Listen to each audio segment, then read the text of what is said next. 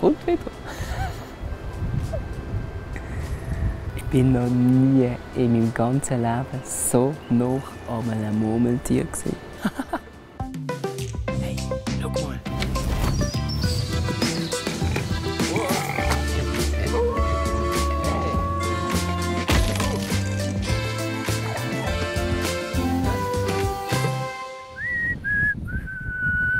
Sali und willkommen bei Pattagei im Schweizer Nationalpark. Meine Kollegen haben immer gesagt, ich könnte mega gut pfeifen. Von dem her gesehen müsste ich eigentlich sagen, ich wäre das Murmeltier unter meinen Kollegen, weil die pfeifen ja gern.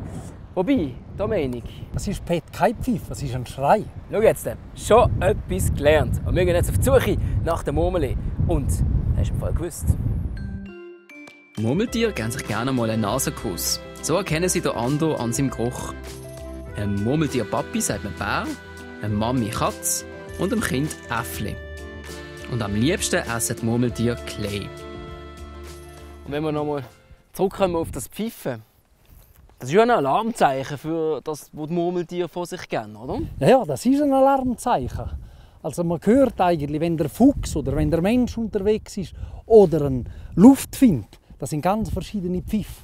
Also beim Fuchs hört man ganz gut, wenn er irgendwo näher der Murmel ist, wie sie den Kopf drehen. Sie behalten den Fuchs ganz genau im Auge und dann merkt man, wie der Pfiff immer wieder auf eine andere Richtung rauskommt. Genau. Also mehrmals hintereinander? Richtig. Und bei einem Luftfind, also wenn es ein Bargeier ist oder ein Steinadler, hört man ganz gut, die fliegen ja schnell über die Ebene, über ihn. Und dann hört man vielleicht 300 Meter wieder draußen ein Pfiff und dann nochmal. Und das sind lange Pfiffe. Ein Einzelpfiff und ein langer Pfiff. Und das ist ein klares Zeichen, Luftfind.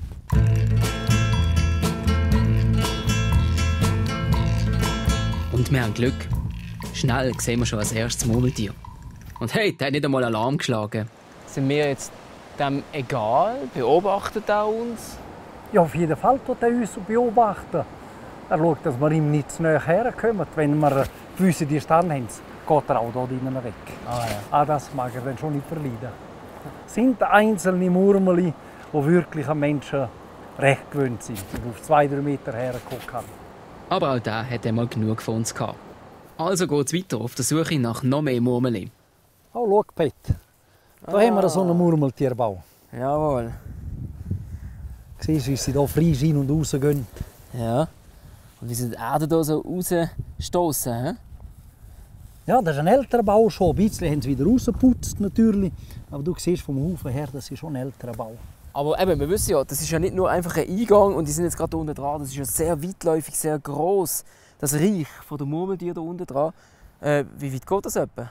Wir können mal ablaufen, dann siehst du die bin mal Größe. da. Ja. 1, 2, 3, 4, 5. Also Minimum bis hierher kommt das Loch. Meistens hat es dann noch Nebengänge, die sie drin hat. Und dann drinnen wird also wirklich im Hauptbau wird ausgepolstert mit Gras. Und so können sie tiptop hier drinnen überwintern. Okay, da muss es also sicher Murmeltier haben. Jetzt müssen wir einfach warten. Zeigt sich echt schon ein Murmeli? Das ist ja meins. Gewundrig. Sind sie das? He? Das sind sie schon. Ja.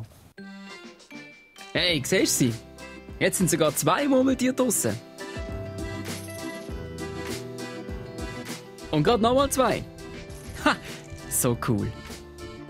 Im Moment kommt es mir gerade vor, als ob es hier überall irgendwo Murmeltier hat. Das Murmeltier hier kennt auch nichts. He? Ich glaube, der will zu uns. Schau, er kommt immer näher. Hey, hallo. Angst haben sie nicht vor uns? Nein, das stört mich nicht. Jetzt haben sie sich schon uns daran gewöhnt. Teil Murmeltiere haben sich eben an die Leute gewöhnt. Wegen dem kommt auch der immer näher. Als hätte er unbedingt in meine Sendung wollen. Der zeigt sich ja von seiner besten Seite.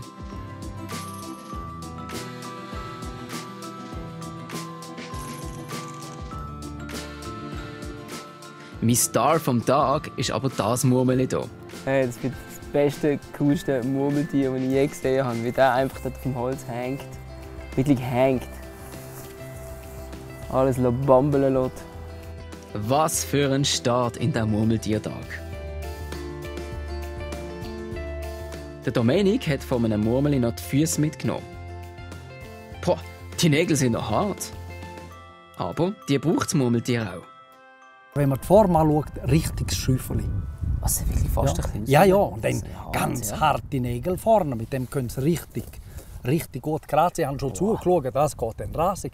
Da kommt eine rechte Schaufel raus in 2-3 Minuten. Also das ist effektiv imposant zum Zuschauen. So ein Tierli, die schaffen mit den Vorderpfötchen, tun sie mal graben, werfen das hinten zu den Hinterfüßchen und dann zucken die raus.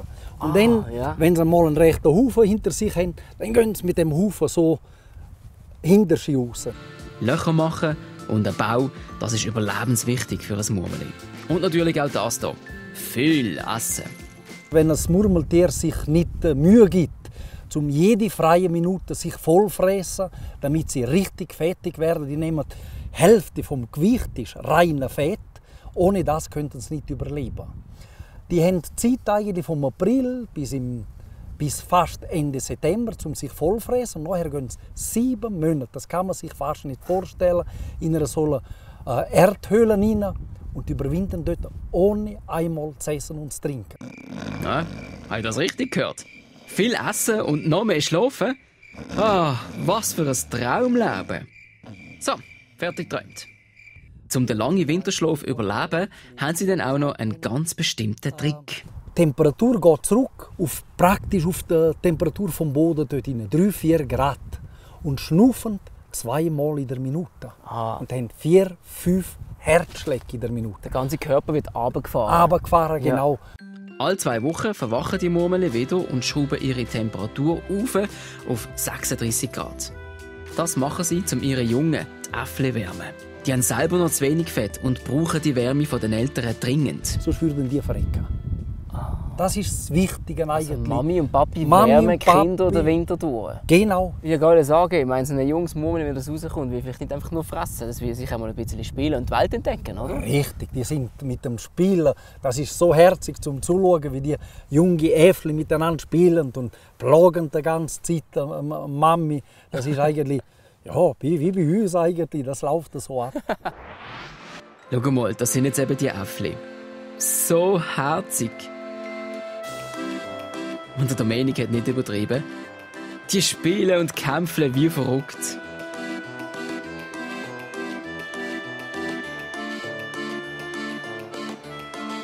Ich könnte diesen jungen Murmeli, Äffli, stundenlang zuschauen. Aber hey, ich möchte auch noch weiter. Jetzt schwänzelt eins.